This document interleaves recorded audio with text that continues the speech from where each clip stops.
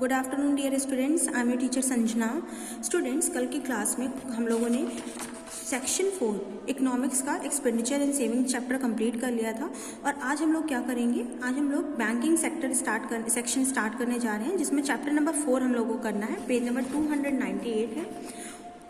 Students, इस chapter में हम लोग कमर्शियल बैंक्स के बारे में पढ़ेंगे। कमर्शियल बैंक्स एक्चुअल में होते क्या हैं स्टूडेंट्स? वो सभी बैंक्स जो प्रॉफिट के लिए वर्क करते हैं और साथ में ही ट्रेड और इंडस्ट्रीज़ को लोन प्रोवाइड करते हैं, उन्हें हम कमर्शियल बैंक बोलते हैं। स्टूडेंट्स, हम लोग यहाँ से देखेंगे meaning and definition of commercial banks. इसमें क्या दिया हुआ है कि in India, the term commercial banks refers to those banks which have been established under the provision of Indian Companies Act 1913। यानी ये वो बैंक है जो इंडियन कंपनीज एक्ट 1913 के अंदर इस्टेब्लिश यानी स्थापित किए गए थे। और इसके अलावा इनको ज्वाइंट स्टॉक बैंक भी बोलते हैं।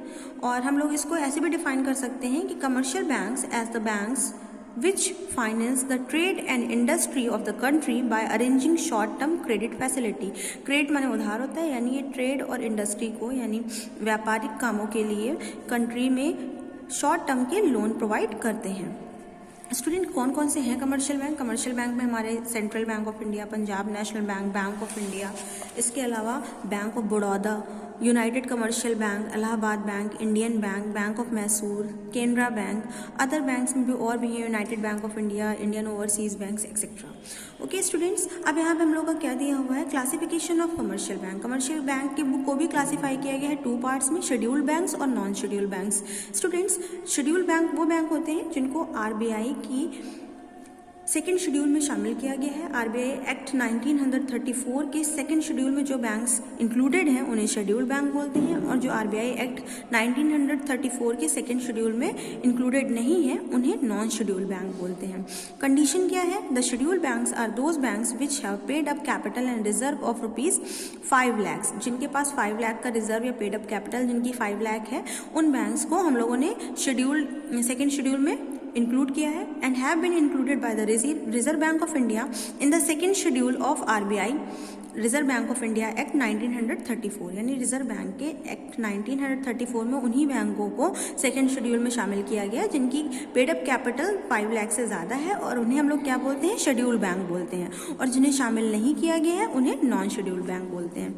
स्टूडेंट्स, हुआ क्या था, द गवर्नमेंट, अब यहाँ पे नॉन शेड्यूल और शेड्यूल बैंक के बारे में हम लोग आगे देखते हैं। The Government of India through an ordinance issued on July 1969, ये डेट याद रखिएगा, nationalise 14 major banks of the country. इस तारीख में क्या करा था, इंडिया ने 14 बैंकों को नेशनलाइज किया था।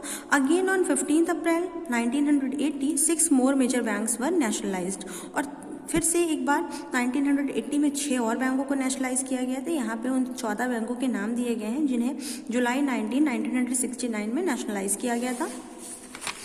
और यहाँ पे हम लोगों को 6 अदर मोर बैंक्स के भी नाम दिए हैं जिनको 1980 में नेशनलाइज किया गया था।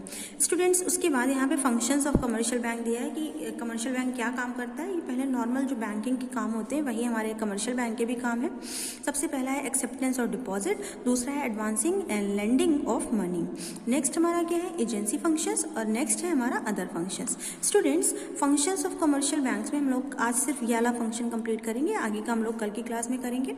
यहाँ पे है एक्सेप्टेंस ऑफ डिपॉजिट, यानी बैंक क्या करता है, लोगों का पैसा एक्सेप्ट करता है, जमा करता है, ठीक है। और वो भी किस फॉर्म में करता है, कई तरह के अकाउंट खोल करके करता है। पहला है fix deposit account.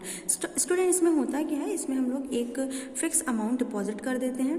The term fix deposit means deposit repayable after the expire of certain period which ordinarily varies from 1 year to 5 years. इसका टाइम कितना होता है, 1 साल से 5 साल के लिए हम लोग कुछ पैसा अपना फिक्स कर देते हैं। The rate of interest is higher in fix deposit account in comparison to other deposit. इसमें रेट ऑफ इंटरेस्ट ज़्यादा मिलता है क्योंकि इसमें निकालने पे रिस्ट्रिक्शन होता है।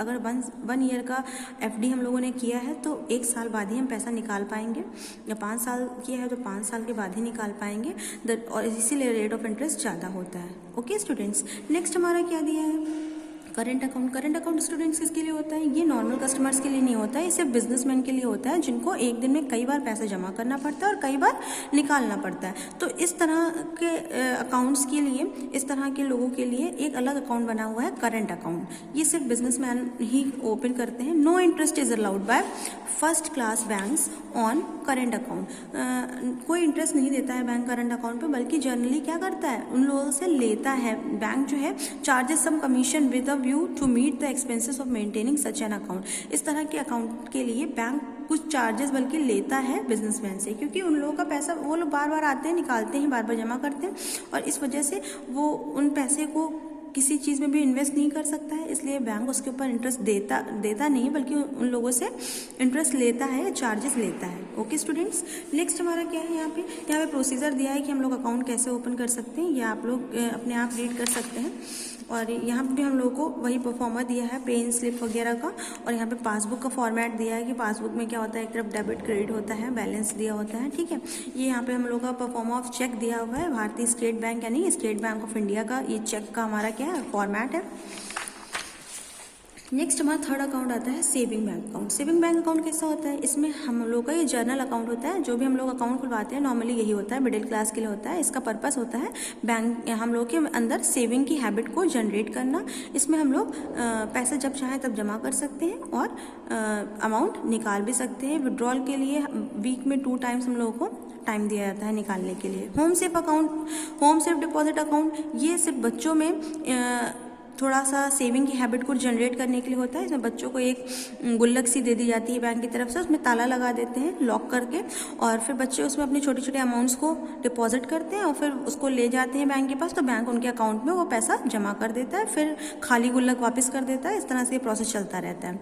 रिकरिंग डिपॉजिट अकाउंट कौन सा होता है? रिकरिंग डिपॉजिट वो अकाउंट होता है जिसमें क्या होता है, रिकरिंग और फिक्स डिपॉजिट ये दोनों कुछ मिलते जुलते हैं और रेट ऑफ इंटरेस्ट दोनों पे ही हाई है, और इसमें 1 साल से 7 साल तक का टाइम होता है। इसमें क्या होता है, इसमें हम लोग हर महीने, हर मंथ, यहाँ पे लिखा है ना, the amount to be deposited every month, the amount to be deposited every month in the account should be ₹10 or in multiples thereof, but to maximum limit of ₹500 per month। यहाँ पे अब 500 per month क्या बता रहे हैं? वैसे आप इससे ज़्यादा भी अब तो अमाउंट जमा कर सकते हैं आरडी में। आरडी में क्या होता है कि आप कुछ सर्टेन अमाउंट ऑफ मनी क्या करते हैं, हर महीने जमा करते हैं और उसको 1 साल तक या 7 साल तक के आप चला सकते हैं। लेकिन आपको इसमें भी रिस्ट्रिक्शन होता है, निकालने को नहीं मिलता, जब टाइम पूरा हो जाता है तभी निकाल सकते हैं। इंटरेस्ट इसका भी हाई होता है। स्टूडेंट्स, यही 5 तरह के अकाउंट थे जो हम लोगों ने अभी पढ़ लिए हैं। अब कल हम लोग पढ़ेंगे लेंडिंग ऑफ मनी, यानी दूसरा जो हमारा बैंक का काम है, लोन देने का काम है, उसके बारे में हम लोग डिटेल में पढ़ेंगे। Okay, thank you, have a nice day.